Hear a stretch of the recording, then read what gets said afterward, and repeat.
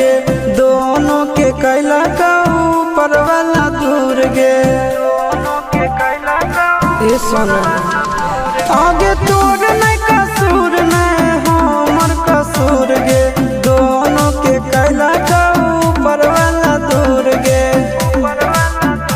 आगे शीशा के छोड़ा के तो मिलोगे चिंटू या न जान से आगे सोना चिंटू या न जान से जोड़ी है बनावल भगवान के दोस्त न है इंसान के आगे सोना दोस्त न